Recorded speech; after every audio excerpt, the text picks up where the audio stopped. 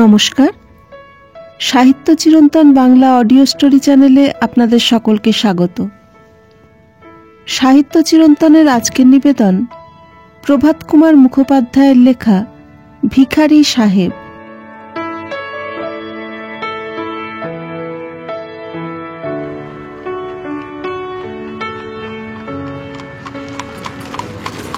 তাড়াতাড়ি করে গাড়োয়ানকে ডবল বকশিসের প্রলোভন দেখিয়ে স্টেশনে পৌঁছলাম, আর ট্রেনখানিও ছেড়ে দিল। মহা মুশকিল, সন্ধ্যার পূর্বে আর গাড়ি নেই। ঘড়ি খুলে দেখলাম 1টা বেজে গেছে। কলিয়ারিতে ফেরবার এমন যে কিছু তাড়াতাড়ি ছিল তা নয়, তবে এখন থেকে সন্ধ্যা পর্যন্ত ট্রেনের প্রতীক্ষায় এই দীর্ঘকালটা যে কাটাবো কিছু সম্বল ছিল না। গাড়ি থেকে নামলাম। ঘোড়া দুটো তখনও হাঁপাচ্ছে, তাদের গা থেকে টস টস করে ঘাম জল মাটিতে পড়ছে। গাড়োয়ান বেচারার মুখখানি ম্রিয়মান। সেলাম করে বলল, হুজুর, এই আমার কিছু অপরাধ নেই, জানোয়ার দুটোকে মেরে ফেলেছি বললেই হয়। কথাটা মিথ্যে নয়। আমি তাকে প্রতিশ্রুত দ্বিগুণ পুরস্কার দিলাম। তখন তার মুখে হাসি ফুটল। আমার চাকর হরি তেওয়ারি বলল, এই বাবু, ওয়েটিং রুমে জিনিসপত্রগুলা লইয়ে যাই। কাছেই একটা প্রকাণ্ড সুচ্ছায় নিম গাছ ফুরফুর করে প্রাণ কেড়ে নেওয়া চৈতি হাওয়া দিচ্ছে। গাছটার তলদেশের প্রতি আমি কিছুক্ষণ লুব্ধ নেত্রে চেয়ে রইলাম। চাকরটা অনেককাল আমার সঙ্গে ঘুরেছে, আমার মুখ দেখে আমার মনের ভাব বুঝতে পারে। বলল, এই হুকুম হয়তো এই গাছের তলাতেই বিছানা বিছাই। আমি বললাম, তাই বিছাও, এইখানেই একটু আরাম করি। বৃক্ষতলে সুকোমল হরিতবর্ণ শস্পরাজির ওপর একখানি কম্বল বিছিয়ে, তার উপর শতরঞ্চ বিছিয়ে একটা তাকিয়া রেখে হরি তেওয়ারি আমার বিছানা করে দিল। আমি জুতো ছেড়ে কোটটা খুলে রেখে একটা সুদীর্ঘ আহ শব্দ উচ্চারণপূর্বক তাকিয়াতে হেলান দিলাম। তেওয়ারি গুড়গুড়িতে জল ফিরিয়ে তামাক সাজতে গেল। তেওয়ারি চোখের আড়াল হওয়া মাত্র একটি দীর্ঘাকৃতি বৃদ্ধ ইংরেজ এসে আমার বিছানার কাছে দাঁড়ালো। টুপি খুলে ইংরেজিতে বলল, জিসাস খ্রাইস্টের নামে আমাকে একটি পয়সা দিন। লোকটির পরিচ্ছদ একটু মূল্যবান, কিন্তু খুব পুরনো সিল্ক হ্যাট। তার উপরকার কাপড়টিতে এত ধুলো জমেছে যে তার আদিম কৃষ্ণবর্ণ এখন ধূসর বর্ণ ধারণ করেছে। তা যে সিল্ক তাও কষ্টে ঠাহর হয়। বস্ত্রাদি তাও তদবস্থ।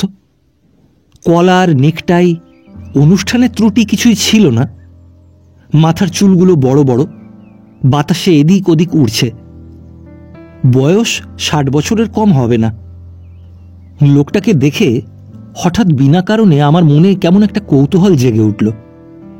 ভাবলাম, এর অন্তরালে নিশ্চয়ই একটা ভগ্ন জীবনের সকরুণ ইতিহাস আছে।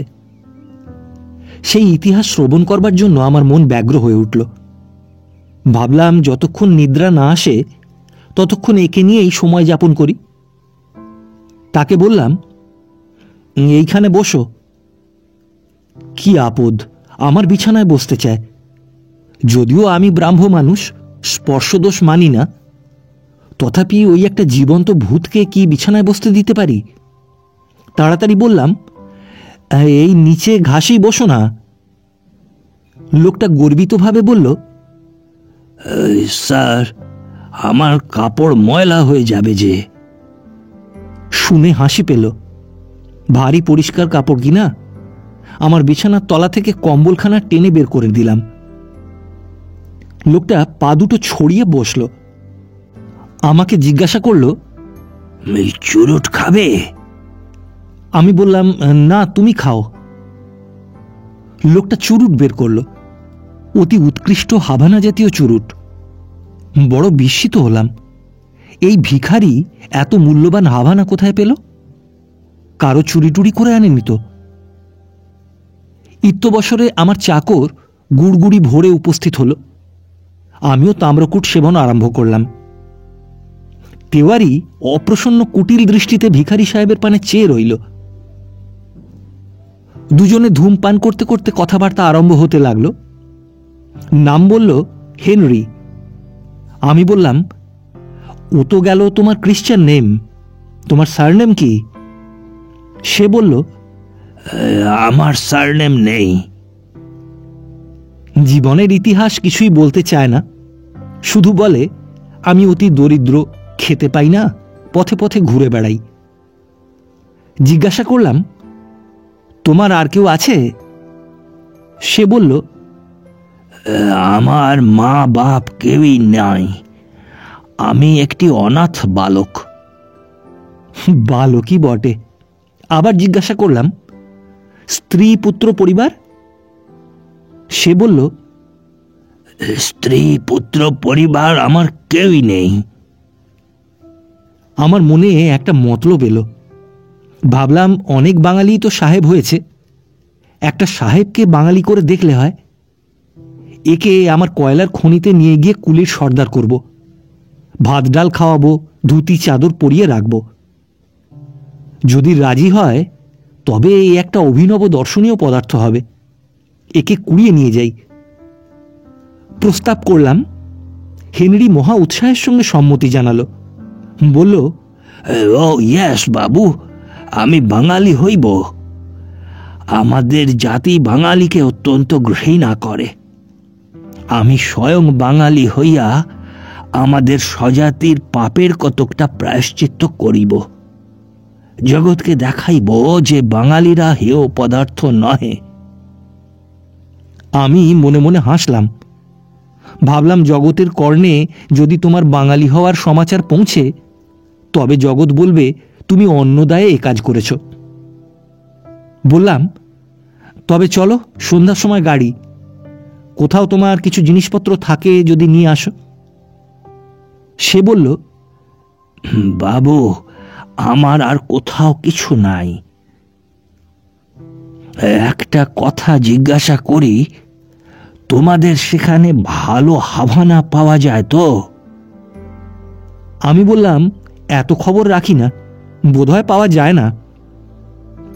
হেনরি মুখখানি গম্ভীর করে বলল, বাবু, তবে আমার যাওয়া হইল না।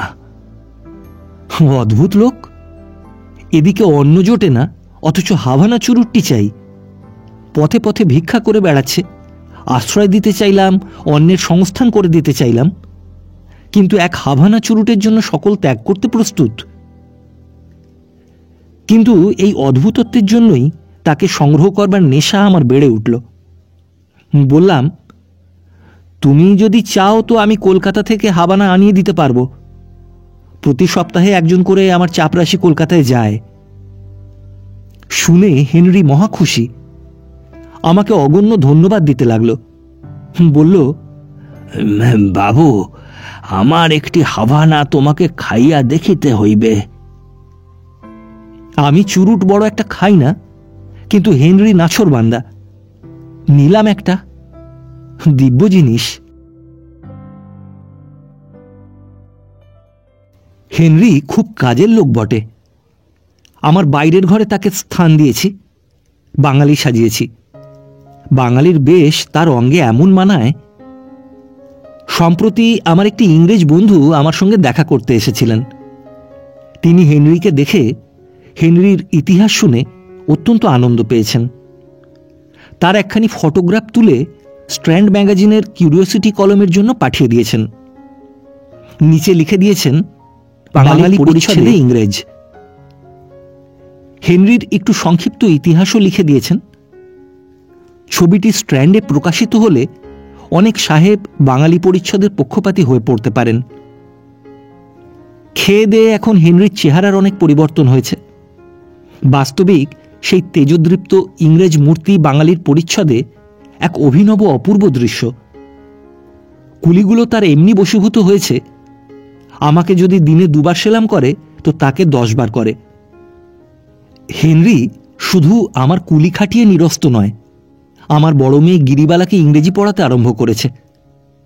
মেয়েটাও হেনরির এমন ন্যাওটা হয়েছে, এই মাসখানেকের মধ্যেই তাকে একরকম চলনসই বাংলা শিখিয়ে নিয়েছে। তাকে সে বলতো হেনরি কাকা।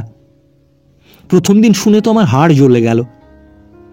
গিরিকে গৃহিণীর সাক্ষাতে বললাম, কাকা কিরে রাক্ষসী, ও তোর বাবার চেয়ে বয়সে ছোট নাকি? জ্যাঠা বল, নয়তো মামা বল। তারপর থেকে গিরি তাকে হেনরি দাদা বলে ডাকত। জ্যৈষ্ঠ মাসের শেষে গিরিবালা জ্বরে পড়ল। 2-3 দিন সকালবেলা ভিজে ভিজে ফুল তুলেছিল। আমি ভোরে চা খেয়ে অফিসে চলে যেতাম। আমার স্ত্রীর কথা সে গ্রাহ্য করত না। এই অত্যাচারের ফলস্বরূপ তার সর্দি জ্বরের মতো হলো। প্রথমে আমরা ততটা খেয়াল করিনি। অমন জ্বর তো ছেলেপিলের মাঝে মাঝে হয়েই থাকে, 2 উপবাস দিলেই সেরে যাবে। 5-6 দিনে জ্বরটা বিকারে দাঁড়ালো। অবস্থা উত্তরোত্তর সংকটাপন্ন হতে লাগলো। প্রথমে আমাদের কলিয়ারির নেটিভ ডাক্তারবাবুটি চিকিৎসা করছিলেন, কিন্তু ক্রমে লক্ষণ ভালো নয় দেখে রানীগঞ্জ থেকে অ্যাসিস্ট্যান্ট সার্জনকে প্রত্যহ একবার করে আনাবার বন্দোবস্ত করলাম। হেনরি তার ছাত্রীর মাথার শিয়রে বসে খুব সেবাটা করতে লাগলো। আমরা বাপ মায় যে সেবা না করলাম তা সে হেনরি করল। তার আহার নিদ্রা বন্ধ হলো বললেই হয়। ওষুধপথ্যাদির সম্বন্ধে আমাদের তিলমাত্র ত্রুটি হলে হেনরি রেগে অনর্থপাত করত। মাঝে একদিন এমন অবস্থা হলো যে বুঝি রাত্রি আর কাটে না। আমার স্ত্রী তো মেয়ের রোগশয্যা ছেড়ে ও ঘরের মেঝেতে লুটিয়ে পড়ে কাঁদতে লাগলেন। আমারও হাত পা অবশ হয়ে আসতে লাগলো। রানীগঞ্জের ডাক্তারবাবুটি অন্যদিন সন্ধ্যার গাড়িতে ফিরে যেতেন, সেদিন আর যেতে পারেননি। ঘন্টায় ঘন্টায় ওষুধ পরিবর্তন হতে লাগলো। যখন রাত্রি 2টো হবে তখন ডাক্তারবাবু নতুন একটা ওষুধ প্রস্তুত করতে লাগলেন। যখন যে ওষুধ দেওয়া হতো হেনরি সাবধানতার সঙ্গে সমস্ত দেখত, প্রশ্ন করে করে ডাক্তারকে বিরক্ত করে তুলত। এবার বলল, now I won't allow that, অর্থাৎ ওই ঔষধ আমি দিতে দেব না। ডাক্তার চটে গেলেন, বললেন, এই মহাশয়, এই ব্যক্তি এমন বাধা দেয় কেন? হেনরি লোকটা একদিকে ভালো, কিন্তু মাঝে মাঝে ভারী খামখেয়ালি করে। অন্য সময় তাতে বরং আমোদ পেয়েছি, কিন্তু এখন ভারী বিরক্ত বোধ হতে লাগলো। হেনরি ডাক্তারকে স্টুপিড ফুল বলে গালাগাল দিল। আমাকে বলল, এ কিছুই জানে না, একে তাড়িয়ে দাও, এখনই রোগীকে মেরে ফেলেছিল আর কি। ডাক্তার বললেন, এই যদি ওই রকম করে চিকিৎসা কাজে বাধা দেবে তবে আমি চিকিৎসা করতে পারবো না, বলে তিনি উঠে দাঁড়ালেন। এই ব্যাপারে আমাদের স্ত্রী পুরুষের মাথায় যেন বজ্রাঘাত হলো। হেনরিকে বললাম, আরে করো কি, তুমি চিকিৎসা কি জানো? ডাক্তার যা ভালো বোঝেন তাই করুন, তারপর আমাদের অদৃষ্টে যা আছে তাই হবে। হেনরি বলল, অদৃষ্ট আবার কি? জানিয়া শুনিয়া এই ঔষধ খাওয়াইলে নিশ্চিত মৃত্যু। 8 ঘন্টার মধ্যে গা হিম হইয়া নাড়ি ছাড়িয়া যাইবে। ডাক্তারবাবু হেনরিকে বললেন, তুমি তো ভারী পণ্ডিত দেখছি, কেন নাড়ি ছাড়িয়ে যাবে কেন?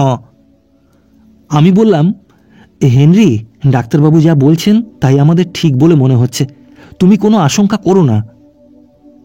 শেষকালে হেনরি ডাক্তারকে বলল, আচ্ছা, তবে তোমার ওষুধই দাও, কিন্তু যদি আমার মেয়ে মরিয়া যায় তাহা হইলে তোমাকে তাহার হত্যাকারী বলিয়া পুলিশে দেব, আর তুমি যে ঔষধ দিচ্ছ তার একটা তালিকা করিয়া নাম দস্তখত করিয়া রাখো। এই বলে ক্ষিপ্র হাতে হেনরি প্রেসক্রিপশনখানা লিখে ফেলল। ডাক্তারকে বলল, সহি করো। ডাক্তারবাবু ইতস্তত করতে লাগলেন।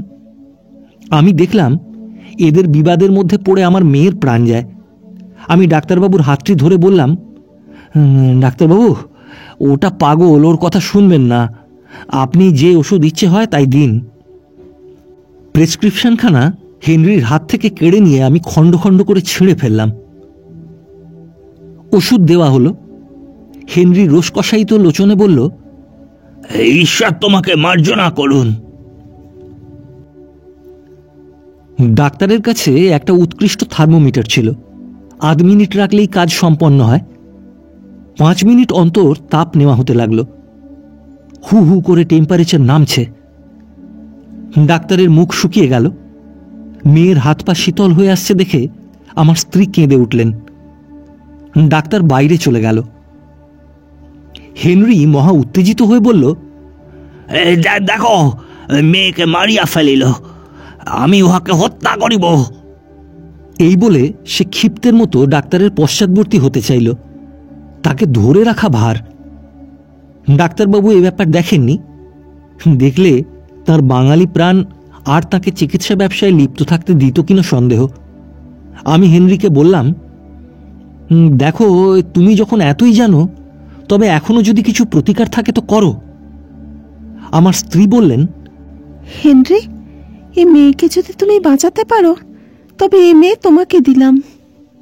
হেনরি বলল, এ মেয়ে আমাকে দিলে? দিলাম। হেনরির মুখ আনন্দপূর্ণ হল।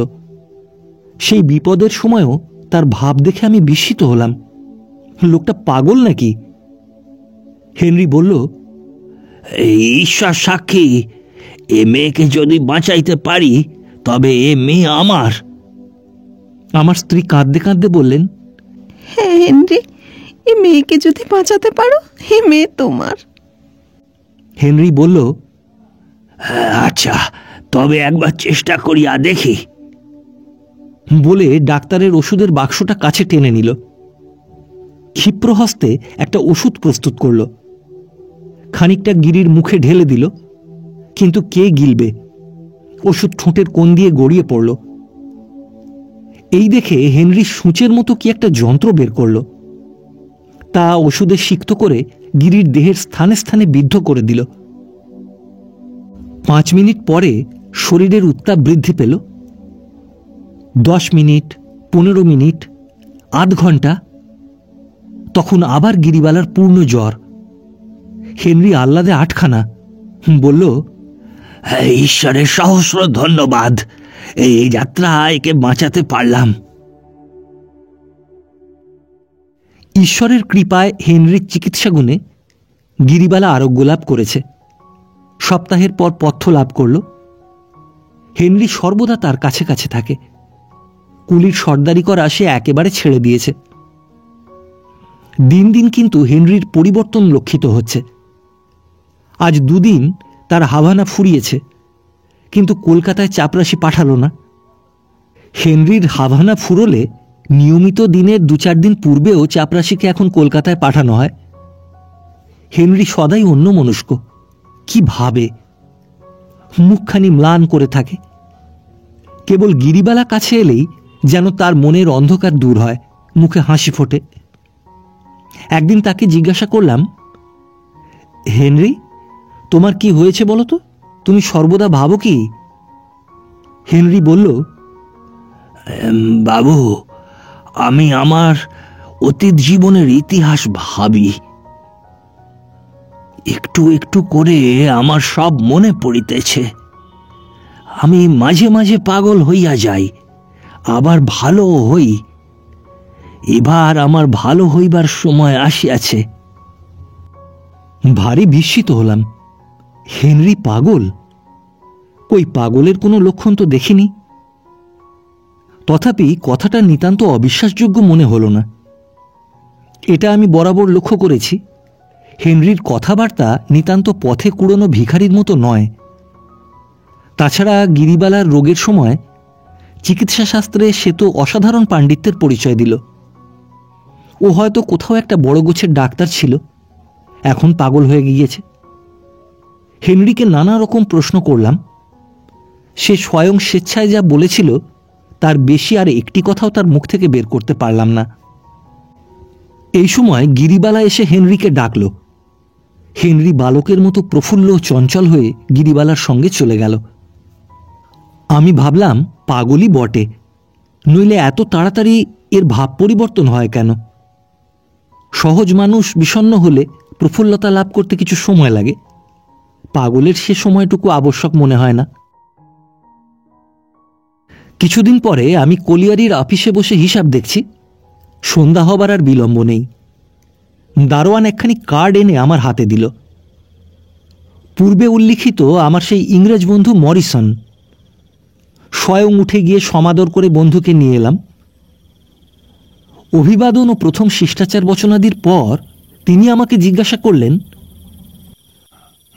আপনার সেই ইংরাজ বাঙালি কুলির সর্দারটি আছে তো? হ্যাঁ আছে বই কি, কেন বলুন দেখি? তাহা হইলে আপনি ভারী বিপদে পড়িয়াছেন। এই বলে মরিসন মুখখানি অতিশয় গম্ভীর করলেন। আমি একটু শঙ্কিত হয়ে জিজ্ঞাসা করলাম, কেন কেন, ব্যাপার কি? ব্যাপার গুরুতর। হেনরি একজন ফেরারি আসামি। ও লন্ডনের কাছে একটা জেলে বন্দী ছিল। দস্যুবৃত্তি ও নরহত্যার অপরাধে অপরাধী ওর প্রাণদণ্ড হতো। জেল ভাঙিয়া পলাইয়া আসিয়াছে। তাহাকে আশ্রয় দিয়া আপনি আইনানুসারে দণ্ডনীয় হইয়াছেন। আমি চিন্তিত হয়ে পড়লাম। নিজের জন্য নয়, হেনরির জন্য। হেনরিকে আমরা ভালোবেসে ফেলেছি। হেনরি এমন ভালো, তার অতীত জীবন নরশনীতে কলঙ্কিত, দস্যুবৃত্তি করে জীবিকা নির্বাহ করত, আর তার প্রাণদণ্ড হবে। হেনরি যে আমাদের পরমাত্মীয়ের মতো। হেনরি যে আমার প্রাণাধিকা কন্যার জীবনদাতা, তার ফাঁসি হবে। বন্ধু বললেন, তা এখন কি উপায় ভাবছেন? এই বেলা পুলিশকে ডাকিয়া উহাকে ধরাইয়া দিন। তাহা হইলে প্রমাণ করা সহজ হইবে যে আপনি যে উহাকে আশ্রয় দিয়াছেন তাহা না জানিয়া। আমি উত্তেজিত হয়ে বললাম, হেনরিকে আমি ধরিয়ে দেব, বরং ওকে এখনই গিয়ে সাবধান করে দেব।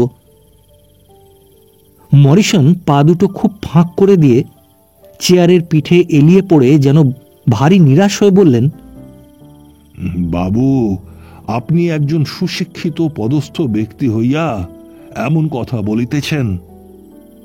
আইনের কবল হইতে তাহার ন্যায্য শিকারকে কাড়িয়া লইবেন? এই সকলেই যদি আপনার মতো এইরূপ ভাবাপন্ন হয়, তবে তো এই সুবিপুল সুখময় জনসমাজ স্বরূপ অট্টালিকা 2 দিনে চূর্ণ বিচূর্ণ হইয়া ধূলিসাৎ হইয়া যায়। আমি ভারী দমে গেলাম। কথাটা ঠিক বটে, কিন্তু আমি কোন ধর্ম বা কোন নীতি অনুসারে আমার কন্যার প্রাণদাতার প্রাণদণ্ডে সহায়তা করব?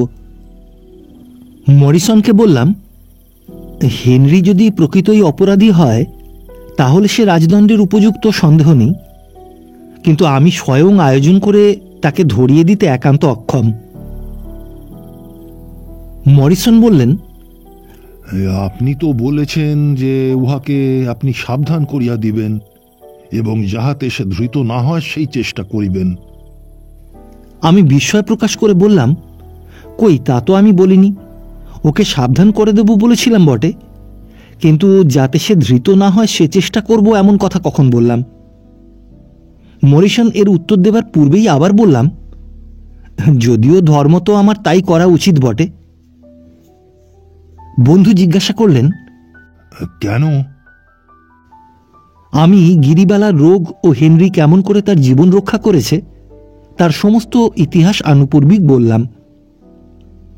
শুনে তিনি কিছুক্ষণ মৌন হয়ে রইলেন। আমি জিজ্ঞাসা করলাম, কিন্তু এসব সংবাদ আপনি পেলেন কোথায় বলুন দেখি? তিনি বললেন, মনে আছে হেনরি যখন প্রথম এসেছিল তখন আমি তার বাঙালি পরিচ্ছদ দেখিয়া অত্যন্ত হাসি এবং তার ফটোগ্রাফ তুলিয়া লই। হ্যাঁ, মনে আছে। সেই ফটোগ্রাফ আমি লন্ডনের স্ট্র্যান্ড ম্যাগাজিনে পাঠাইয়া দিয়াছিলাম।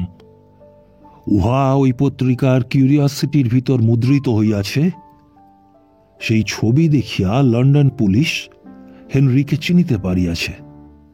হেনরিকে ধৃত করিবার জন্য কলিকাতার পুলিশ কমিশনারকে তাহারা অনুরোধ করিয়াছে।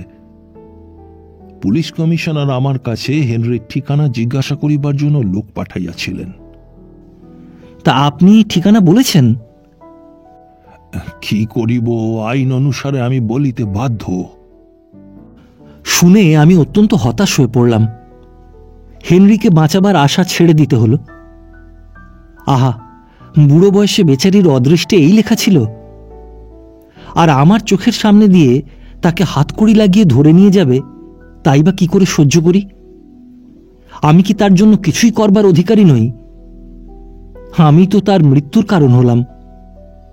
কেন আমি বাহাদুরি করে তাকে বাঙালির কাপড় পরালাম? তা না করলে তো স্ট্র্যান্ডে তার প্রতিকৃতি প্রকাশিত হবার অবসর পেত না। আমি যদি আমার প্রাণাধিকার দুহিতার জীবনদাতার প্রাণ রক্ষার জন্য সচেষ্ট হই, তবে কি তা অন্যায়, অধর্ম? আইনের চোখে আমি দোষী হলেও, হে ঈশ্বর, তোমার চোখেও কি তা পাপ বলে পরিগণিত হবে? পরোপকার কি সকল সময়ই, সকল অবস্থাতেই ধর্ম নয়? আমি মনে মনে এই সকল কথা চিন্তা করছি, হঠাৎ চমকে উঠলাম। আমার বন্ধু হা হা করে উচ্চহাস্য করে উঠলেন। ভারী বিরক্ত হলাম।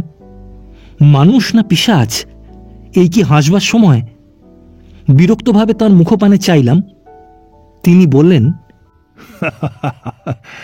আপনি দেখছি অত্যন্ত চিন্তান্বিত হইয়া পড়িয়াছেন। তবে আর আপনাকে কষ্ট দিব না।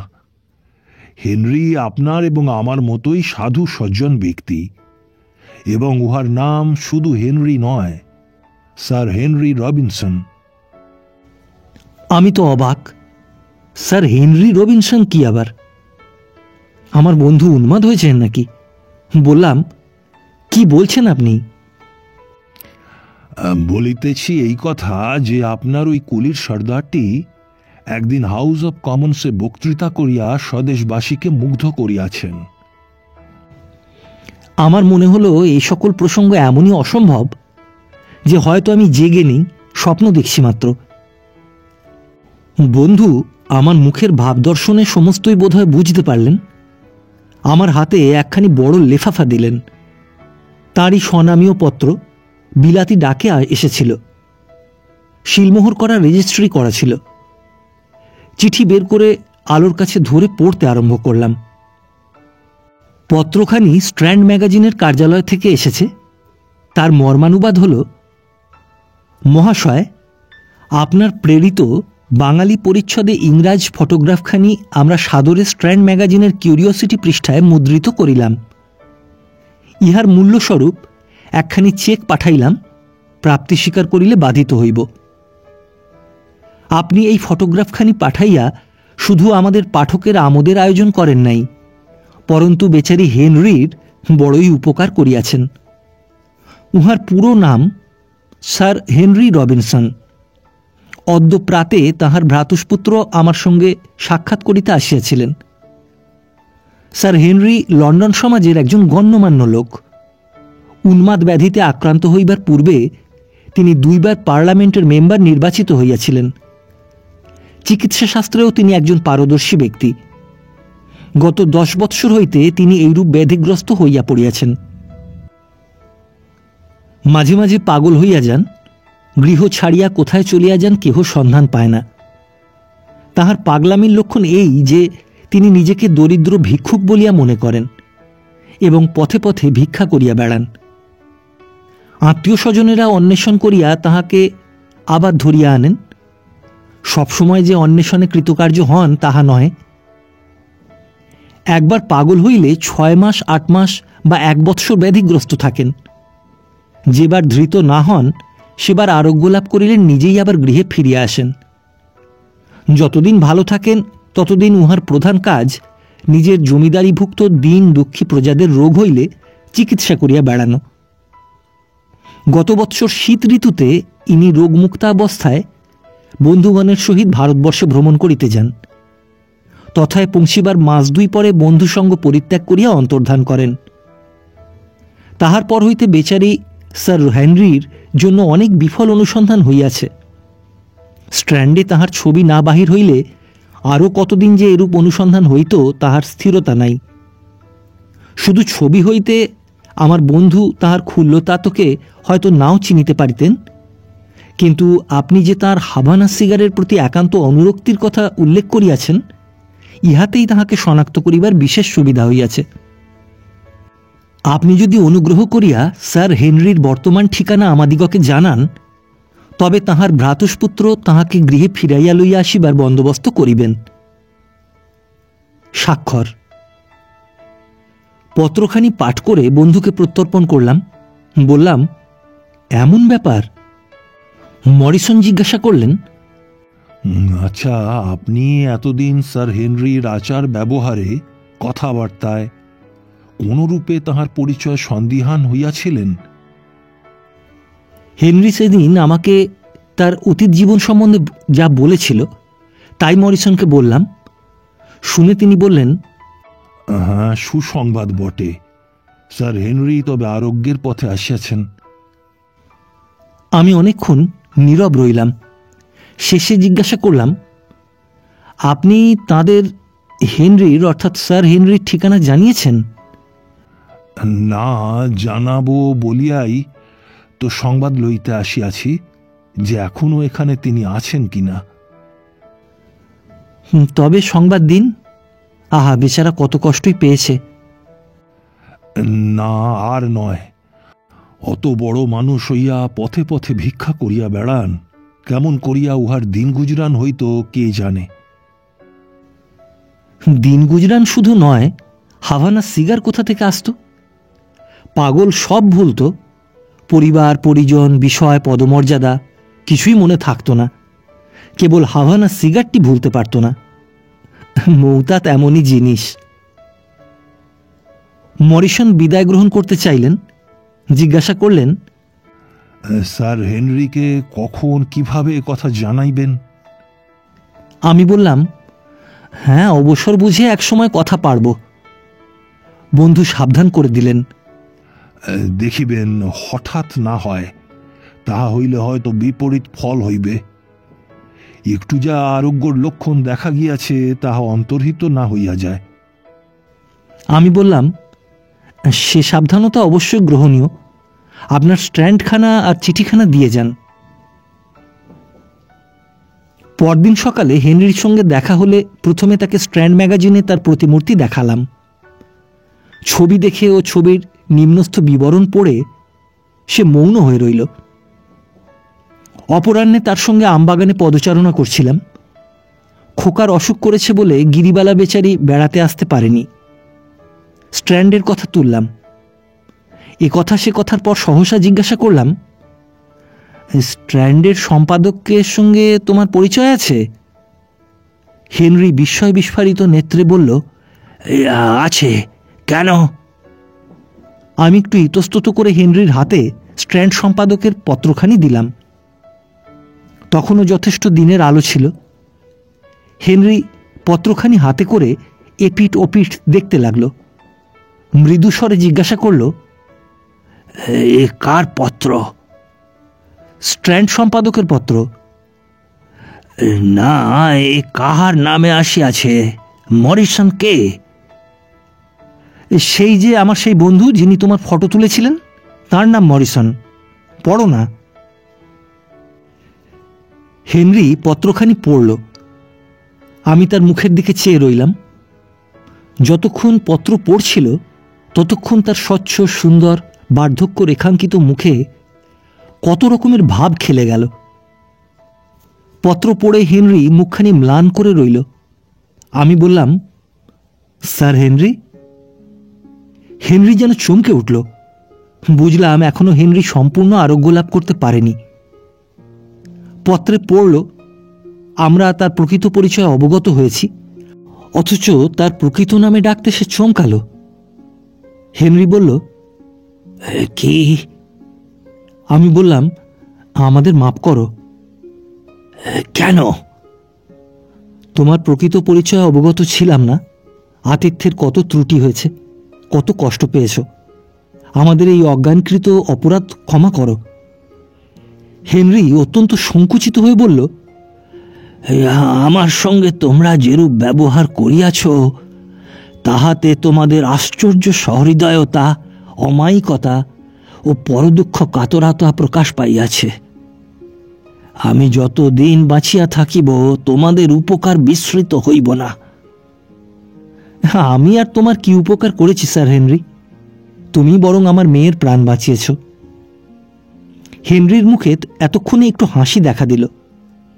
গিরিবালার প্রসঙ্গ মাত্রেই সে আনন্দিত হতো। বলল, আমি যদি তোমার মেয়েকে বাঁচাইয়া থাকি, তুমিও তো আমাকে তাহার জন্য যথেষ্ট মূল্য দিয়াছ। আমি মনে করলাম হেনরি আতিথ্যের উল্লেখ করছে। বললাম, হ্যাঁ, আমি আর তোমায় কি দিয়েছি? আমি যৎসামান্য যা তোমার জন্য করেছি, তুমি আমার কাজে সহায়তা করে তার ঋণ শোধ করেছ। হেনরি আবার হাসল, বলল, না না, তাহার অপেক্ষা তুমি আমাকে ঢের বেশি মূল্যবান জিনিস দিয়াছ। কি? কেন, গিরিবালাকে আমাকে দিয়াছ? তুমি হাসিলে যে কেন? ভারী অসম্ভব নাকি? তুমি তো ব্রাহ্ম, তোমার তো জাতিচ্যুতির ভয় নাই। গিরিবালাকে আমি বিলাতে লইয়া গিয়া উহাকে সেখানে কোনো প্রথম শ্রেণীর বিদ্যালয়ে ভর্তি করিয়া দিব। উহাকে মানুষ করিব, লেখাপড়া শিখাইব। তাহার পর হয়তো কোনো সম্ভ্রান্ত বংশীয়, সচ্চরিত্র, সুশিক্ষিত লন্ডন প্রবাসী বঙ্গীয় যুবকের সহিত উহার বিবাহ দিব। আমি বললাম, না না, সে কি হয়? আমি ছাড়লেও আমার স্ত্রী ছাড়বেন কেন? হেনরি ভ্রুকুটি বিস্তার করে বলল, বেশ, মনে নাই, তিনি তো গিরিবালাকে আমায় দান করিয়াছেন।